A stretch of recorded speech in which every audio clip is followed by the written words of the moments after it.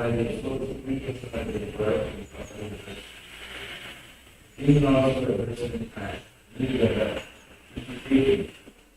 unintentionally the supreme personality is so active as the same person and transcendental.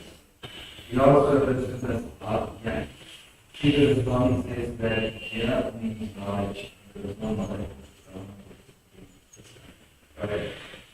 In that, Canto even said the Srimad, even addressed him as Sura Atma. Sura means the demigod and Atma means God of all the rest.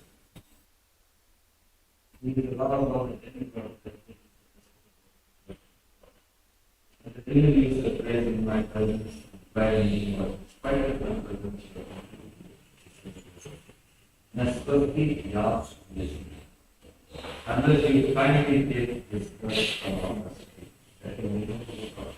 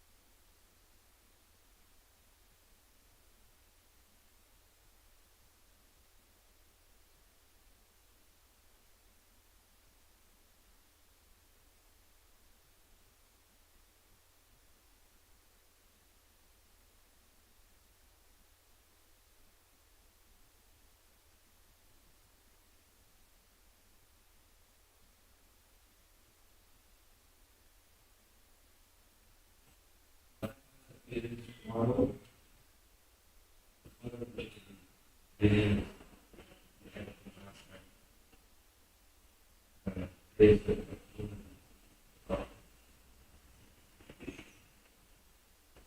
Shloka, which we read, Ainam, the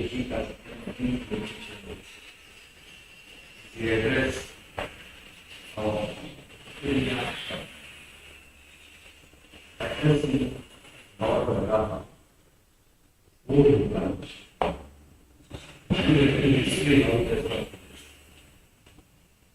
But they want you to reflect the past. So, how is the demon Viraksha diving into the ocean? And at the bottom of the ocean, not out of the ocean, you see the ocean. This is the Varaha ocean. Underneath the Varaha ocean is eating the tree. Eating the tree. The eating the Varaha ocean. We know only one ocean, the Cosmological ocean is around. Yes, the Srimad, you see all sides of the proposals. The mostly ocean is around there. So, it's not my ocean, by the way. Not my ocean. Those will be. This is a different ocean.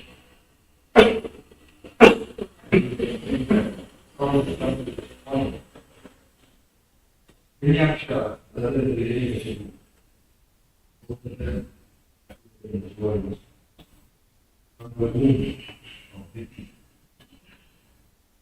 The father of Kashyapa. And Bhakti approached Kashyapa.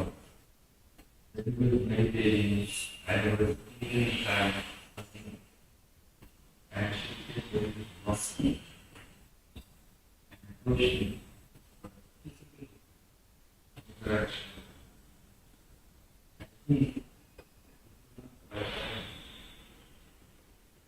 Somehow the other conversation with the technology saying food. And we have to eat. Due to many reasons, we don't have time to discuss here. So, after the whole thing was over, Ashipumui told her that now we have done this and you have been the cause for it. Two horrible things will become born to you. They will create a lot of disturbance in this world. They will torment the whole world and create a lot of difficulty for everybody. And you will be the cause of it. And so she became very disturbed. She said, no, I don't want to be in this situation. And he said, nothing else can be done now. Already you are impregnated, and whenever in twilight time these type of activities are done, Lord Shiva is moving around with his ghosts and Rakshasa followers and Pisachas and everybody together, and it's very inauspicious because it is done at an inauspicious time. Only inauspicious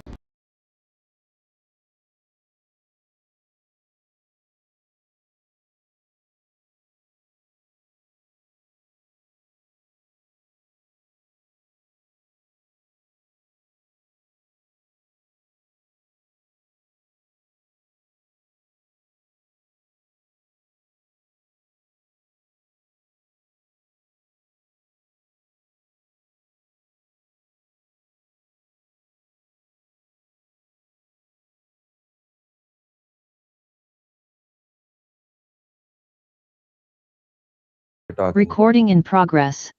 Then, fast forwarding a little bit, Hiranyasha and Hiranyakashipu have appeared and they're terrorizing the whole universe, and all the planetary systems are under their control. And Hiranyaksha is so frisky. He wants something to happen, he wants to fight and all that. So he is diving into the ocean and meeting Varuna, who is the lord of the waters, demigod of the waters, meeting Varuna and challenging Varuna and saying, I want to fight with you. Varuna saw that this fellow is very proud demon. And so he told him, I am an old person, I have retired from fighting, what can I fight you for? And he thought in his mind, you will get the right match and you will finish. And he told him, the best person for you is Vishnu. He is the only person who will be a correct match and you will enjoy fighting because you think nobody can do anything to you. Because Hiranyaksha used to get so disturbed and agitated. He dive into the ocean and splash the whole ocean and shake the whole thing away. Wanted to fight with somebody. Want to use his capacity. Anybody and everybody, nobody was a match to him. He was bored. Arey, somebody equal to me come and fight, so I'll have some. That is why he went and approached Varuna like this. And Varuna told him, don't worry, your end is near. This will happen to you.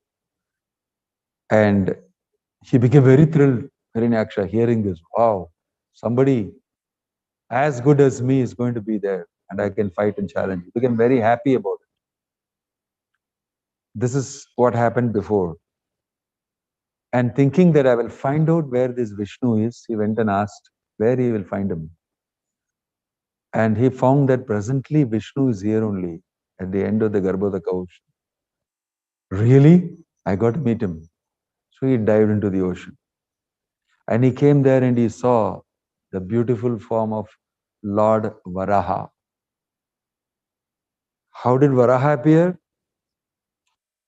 A little backtracking.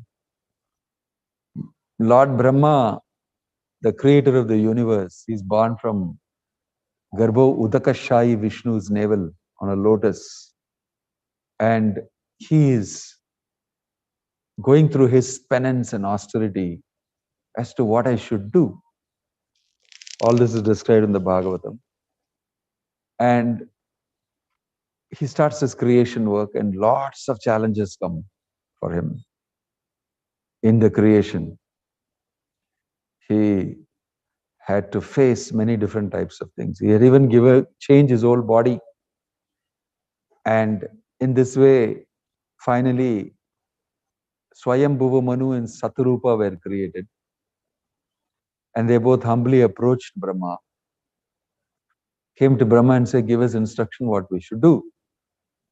So he became very pleased with them, because previously the four Kumaras, his sons, disagreed.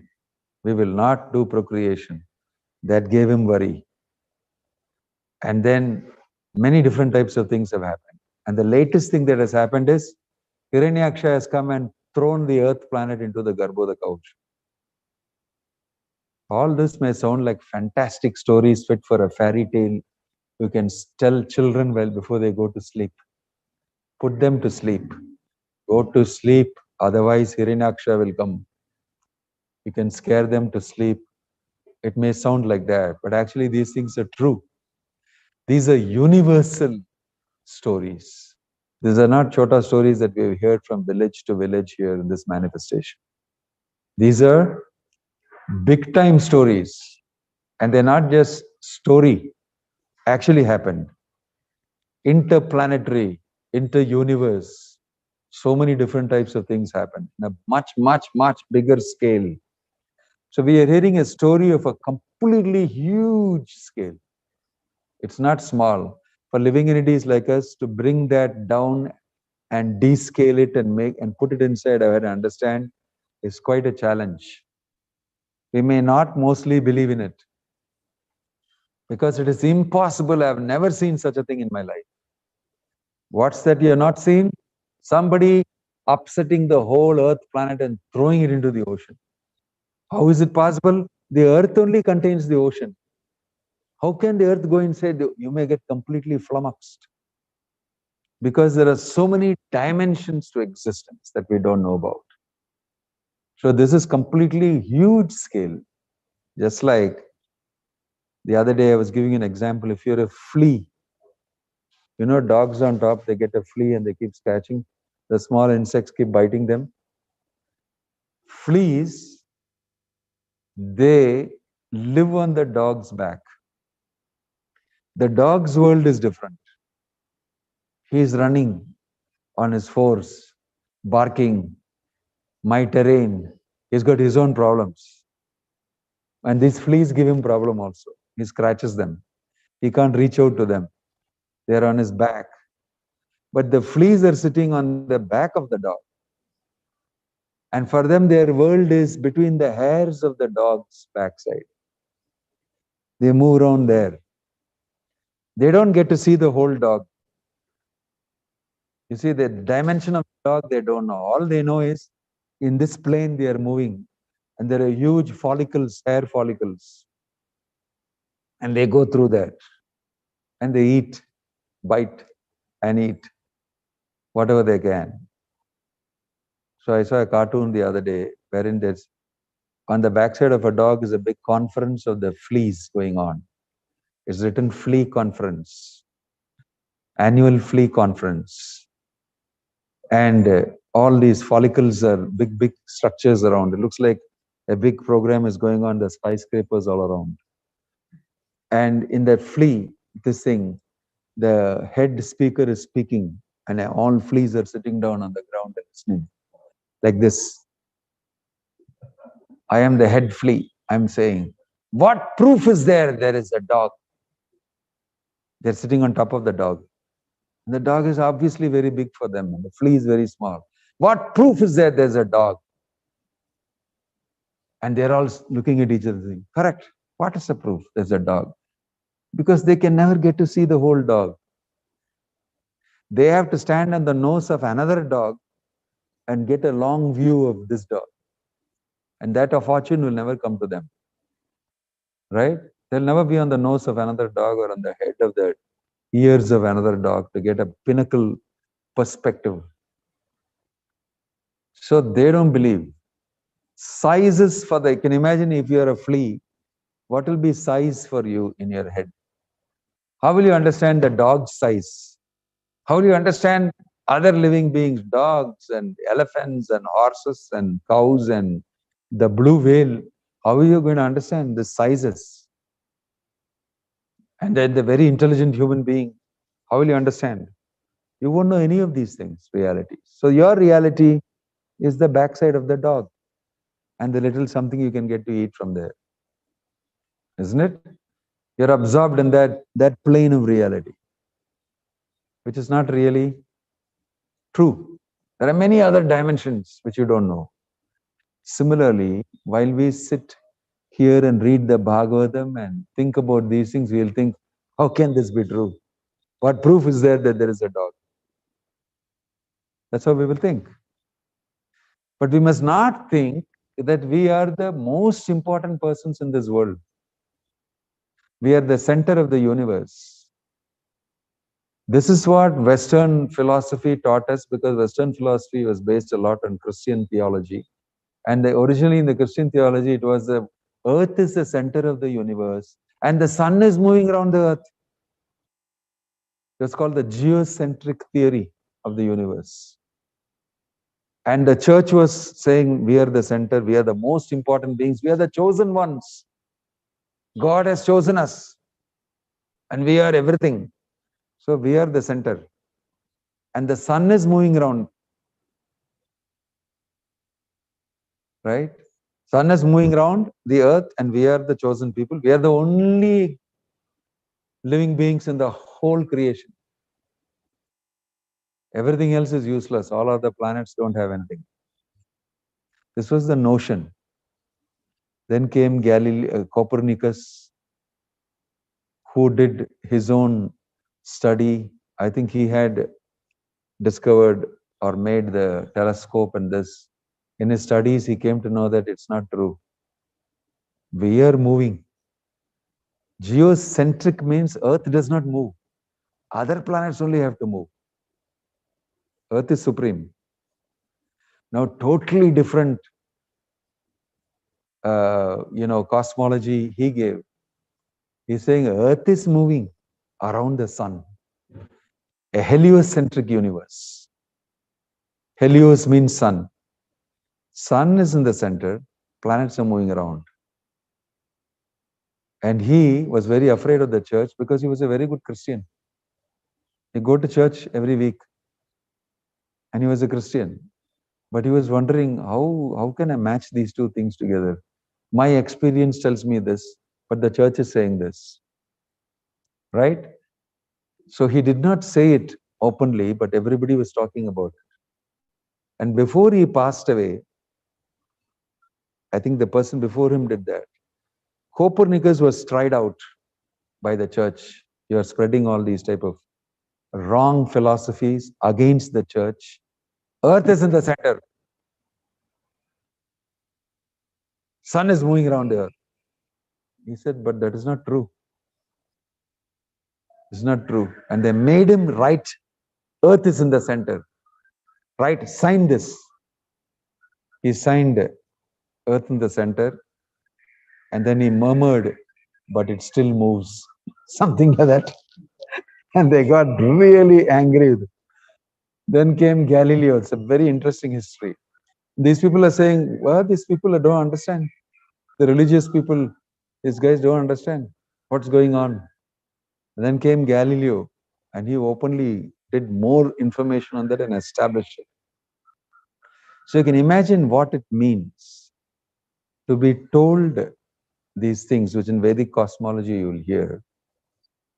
The sizes are so huge. We don't even know which is moving, which is this thing. We're very small. We can only speculate. And Bhagavatam gives exactly what it's meant to be and what it is, as it is. So when you hear that Hiranyaksha was such a demon, You can imagine the size of the demon. He's able to play ball with the earth planet. He can throw it. He can catch it and throw it. You can imagine how big he must be. How big must be Varaha to take that earth planet on his tusk?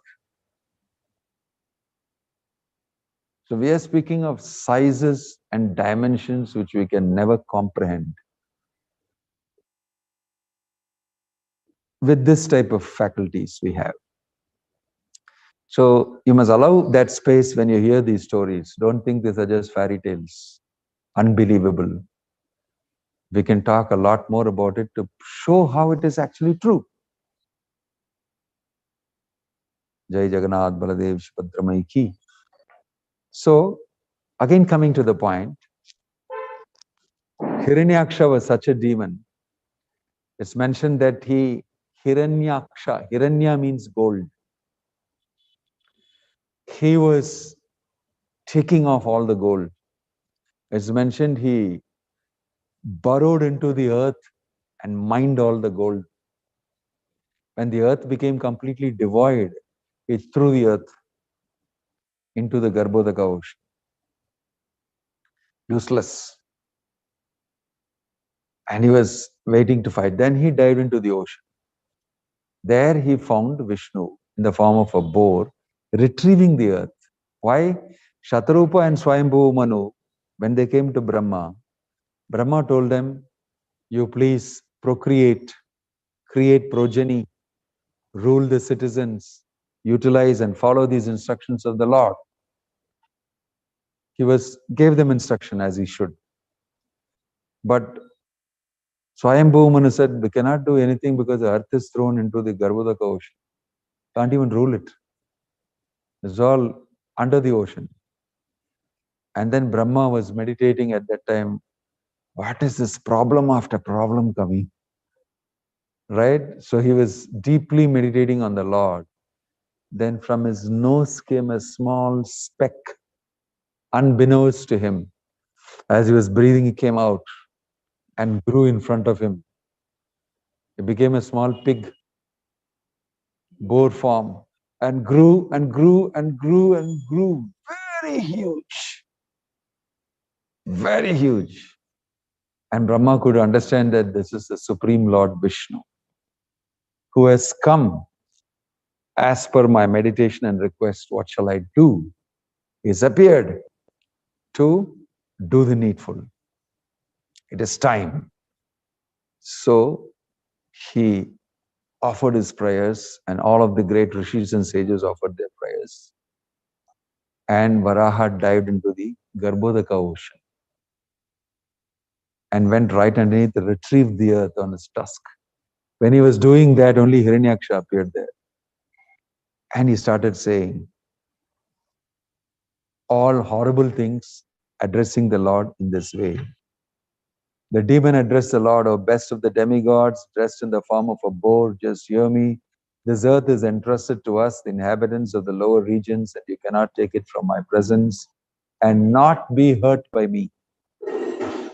In the next lekha, he's telling, you rascal, he's telling Vishnu, he's telling Varaha, you rascal, you have been nourished by your enemies to kill us, and you have killed some demons by remaining invisible. O fool, your power is only mystic, so today I shall enliven my kinsmen by killing you.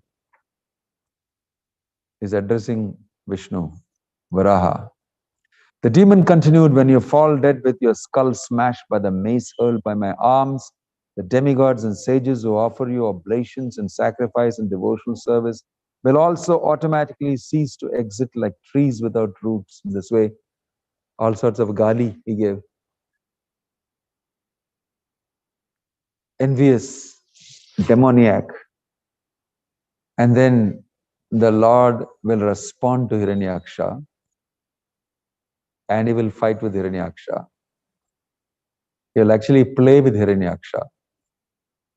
And then the demigods will appear and tell Brahma will come and say, don't, finish him. He's a dangerous fellow. And then the Lord will give one slap to Hiranyaksha and he will die very casually.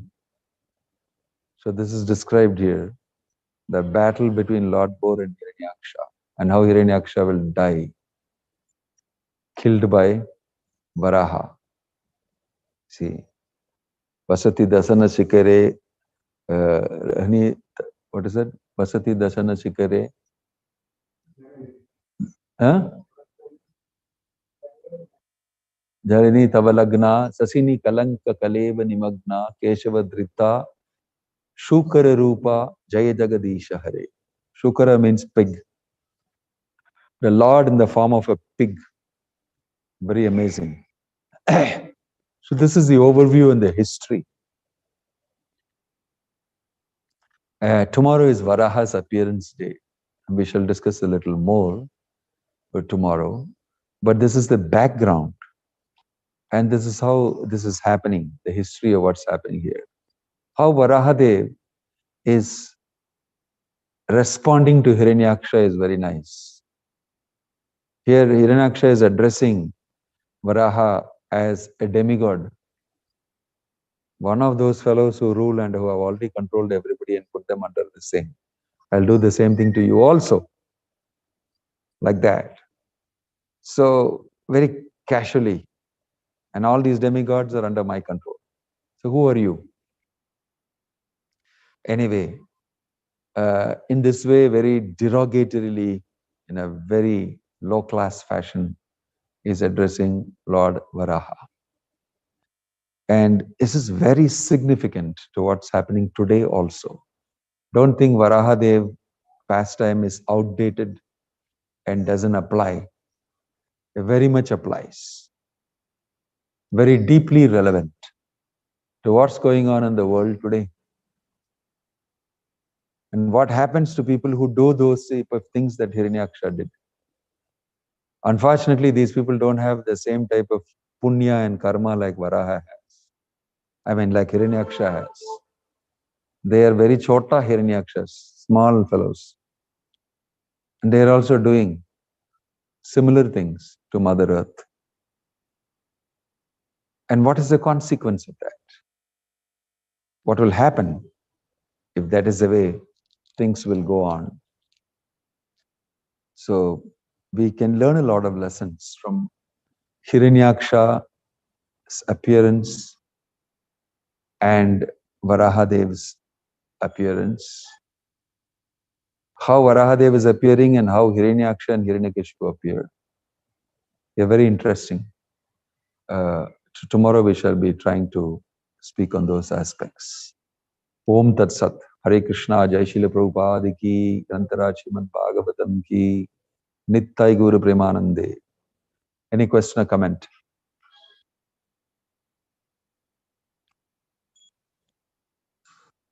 Anybody has any question or comment? Om Tat Sat. Hare Krishna.